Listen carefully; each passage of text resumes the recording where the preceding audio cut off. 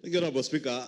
Let me also join the Honorable Junet Mohammed, Minority Leader, first in condemning that act by the county government of Nairobi,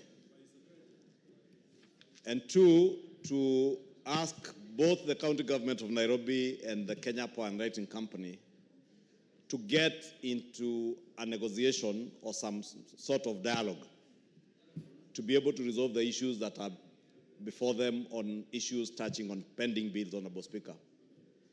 What we have seen around Stima Plaza, Honorable Speaker, is these are criminal acts. And indeed, I was asking myself last night as I watched on TV, where are the police that should be ensuring there is law and order everywhere in the country? The Inspector General of Police must take decisive action. And it must begin with the drivers who drove those trucks there. Because, Honorable Speaker, it should be very easy for the Inspector General of Police through DCI to extract information as to who were the drivers who dumped there. From the drivers to the people who instructed them. Whether it goes all the way up to the governor, it should not matter.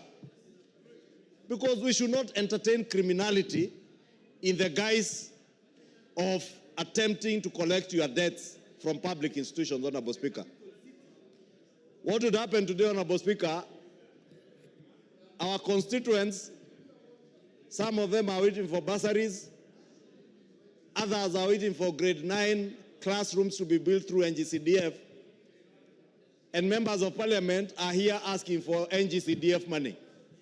What if we decided that everybody now will take the law into their hands and do whatever you want, Honorable Speaker? Are we going to have a country? The City Council of Nairobi owes businessmen and women in this country money in pending bills to the tunes of hundreds of billions. What if the people who are owed by the City County of Nairobi also tomorrow decided to go and dump their garbage outside City Hall? How would the governor of Nairobi take that? Number two, Honorable Speaker, under the integrity, it's called the EACC Act, Ethics and Integrity Act. These are not just criminal acts, but acts that go against the Integrity and Ethics Act. Acts under the NEMA Act. Yes, criminal acts under the NEMA Act, criminal acts under the Ethics and Integrity Act, and also criminal acts touching on economic crimes, because you are dumping garbage deliberately on a road and sewer. You will expend public resources to dump and to later clean up. It is abuse of public funds. Yes. And therefore, Honorable Speaker, if we allow this kind of behavior to go on unchecked, these are the same governors, Honorable Speaker, who some time back were asking that they also be given some security officers under their command. You can imagine if these governors had policemen under their command, they would trample on everyone, Honorable Speaker. Therefore, Honorable Speaker, mine is to ask the Inspector General of Police and ask him to make sure that action is taken against those people who dumped outside Stima Plaza. I also want to encourage the business people who I have seen crying on national TV, that they have restaurants they have closed down because nobody can patronize their restaurants. They must take civil action against the City County of Government of Nairobi for compensation for lost business, Honorable Speaker. Because you are closing down people's businesses. I saw the Stima Plaza. I also didn't know it's not even owned by KPLC. KPLC are tenants of Stima Plaza.